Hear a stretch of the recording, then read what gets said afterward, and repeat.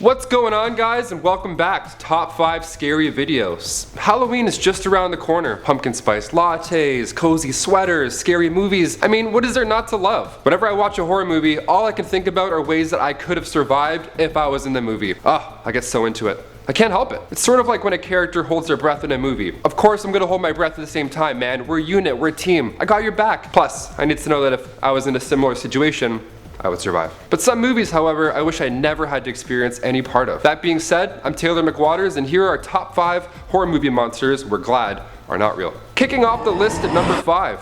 Chucky, Child's Play. It goes without question that every child has imagined being friends with their favorite toys growing up. I mean, after I saw a Toy Story, I legit interrogated all my Beanie Babies and tried to get them to talk. I would like hold a light in their face, the whole thing. Also, yeah, I had Beanie Babies. I still do. What's up? What's up? Well, in 1988, that idea quickly became terrifying when Child's Play hit the big screen. Child's Play is a tale of a serial killer named Charles Lee Ray who uses voodoo to transfer his soul into a popular kids doll named Chucky. And once he's in his new, much smaller body, he then unleashes a trail of murder. See, normally when you think of monsters, a 30-inch doll is not the first thing that comes to your mind. The reason I started this list off with Chucky is because he's a bit different than your average haunted doll. Chucky has the strength of a full-grown adult. He's practically immortal, and he knows voodoo. He's also a big fan of stabbing people, so in other words, you're f***ed.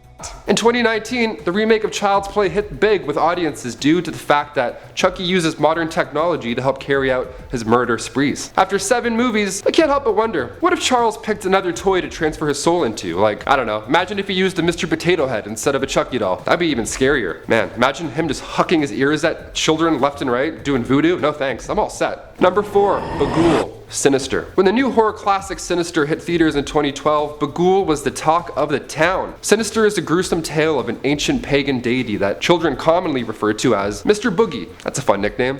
Mr. Boogie. Mr. Boogie sounds like that uncle that dances a bit too much at weddings after he's had a bit too many drinks. But in this flick, Mr. Boogie is much more of a nuisance. The film follows the life of horror novelist Ellison Oswald, played by Ethan Hawke. Ellison decides to move into a new house with his family and begins working on his newest novel. What Ellison fails to mention to his family is that their new property is home to a previous violent murder scene. Awkward, where an entire family was found hanging from a tree in the backyard, except the youngest daughter, who went missing. So, curious about the house and the disappearances of children in similar cases, Ellison decides to figure it out himself, hoping it'll spark ideas for a new, fresh novel in the meantime. Talk about writer's block. Once settled in, Ellison finds numerous Super 8 film reels in a dusty old box sitting by itself in the attic. So naturally curious, he watches all the footage and discovers the box contains several pieces of footage that shows families getting murdered in horrible ways. Ellison doesn't realize that by watching these reels, he's inviting BAGUUL into his home again. BAGUUL makes his mark and quickly starts to haunt the family in many creepy ways. And the scary part of BAGUUL is that he doesn't really do much. I mean, sure, he's terrifying to look at, but BAGUUL gets into kids' heads and makes them poison their families and do all crazy things. Traitors! The next time my niece asks me to have a tea party, I'm gonna ask her a few questions first. I mean, as long as you don't have any Super 8 film just casually laying around in any attic, you should be okay. Number 3, Count Dracula. I can't talk about BAGUUL and not bring up this tall weirdo as well. If you could pick any superpower, what would it be? Would it be flight? Immortality? The ever-growing lust for blood? All the above? Perfect. From Van Helsing to Hotel Transylvania, his tale has been told in well over 50 movies. That's like 48 movies too much. Count Dracula is a vampire written by Bram Stoker in 1897. Dracula's powers include super strength, enhanced senses, weather manipulation, and of course, immortality. Dracula is known commonly for biting his victim's neck, thus turning them into a bat forever. Which I wouldn't mind, to be honest. I've been late far too often. I wouldn't mind some little wings, some little wangs here and there. I'm not a fan of the whole forever being a bad thing, but we'll talk. Bram Stoker took inspiration from a Romanian ruler nicknamed Vlad the Impaler. Great nickname, jeez. I mean, 10 out of 10. When I was a kid, they would call me Tattletale Taylor, for obvious reasons. Immortality and superhuman strength are just a couple of ways Dracula could hurt you. The only ways you can hurt Dracula or escape his grasp are by using sunlight, a stake to the heart, or garlic. A wooden stake to the heart, I don't know, that's doable. I got these lanky arms, I could probably reach something in the air. Maybe I could, I don't know,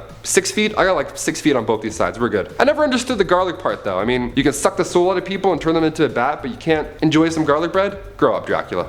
Grow up. Number 2, Death Angels, A Quiet Place. These days, sneezing around anybody can cause quite the frenzy. But now imagine if you're sitting at home, just chilling, watching TV, and then seconds after you sneeze, a horde of blind monsters break through your door and try and kill you. Terrifying, right? Well, that's exactly the plot in the 2018 box office hit, A Quiet Place, written and directed by John Krasinski, whatever his name is. In this film, the world is plagued with monsters referred to as Death Angels. These creatures are blind and ready to kill just about anything that makes a sound. See, most horror movies, when they're monsters, they ride solo, like Freddy Krueger or Jason Voorhees. Whenever there's one monster, I feel like it's easier to keep track of them, see where the danger's at, therefore giving us, our protagonist, a fighting chance for survival. But in The Quiet Place, there's hundreds of these things, and each of them starved for flesh. According to Collider, John Krasinski has confirmed that Death Angels are indeed aliens. And these aliens have no eyes, but they have an extraordinary sense of hearing. Their skin is bulletproof, so if you're thinking of blasting off a few rounds and calling it a day, you are horribly mistaken. The Death Angels have a unique ability to unfold their face to help locate the sounds of their prey. Gross. But while doing so, they expose the inside of their body, which happens to be their only weak spot. So naturally, you're gonna take the first shot you have and aim for their weakness. But in doing so, you will attract more Death Angels to your current location. It's a lose-lose, John Krasinski. The only way to ensure safety from a Death Angel is to live in a naturally noisy area, like next to a ravine, or a waterfall, or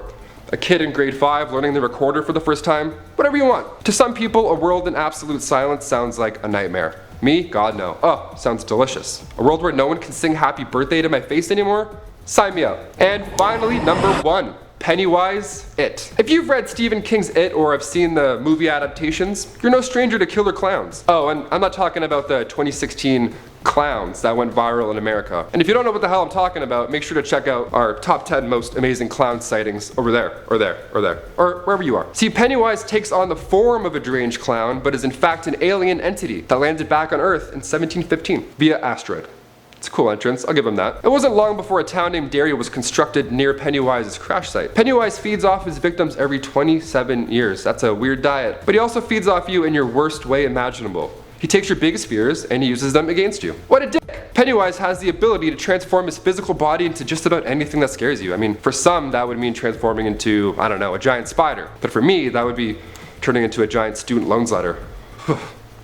Just thinking about that gives me goosebumps. The most recent movies are packed with scenes that'll leave you shocked. It Chapter 1 is one of my favorite horror movies, hands down. See, normally I find when CGI is used in a horror movie, it actually makes it worse. The acting is amazing and the sets are all beautifully done, and then all of a sudden this stupid CGI ghost comes in and doesn't even look good, and it pulls me out of the movie almost. But in It Chapter 1 and 2, the CGI is used to show the full capabilities of our villain. Most of the sequences are actually done quite well. One scene in particular that involves a projector in a garage gave me nightmares for a lot longer than I'd like to admit. So if you haven't checked that out yet, you got some homework to do tonight. Another reason why Pennywise is my number 1 pick is because most movies have their villain strike after the sun goes down. Usually in the middle of the night when our protagonist is asleep, so they're caught off guard and also hella scarier. But Pennywise, he'll get you at a library in the middle of the day. He can also manipulate your surroundings to make the experience even worse. And on top of all that, he loves balloons, which is creepy. No one should like balloons.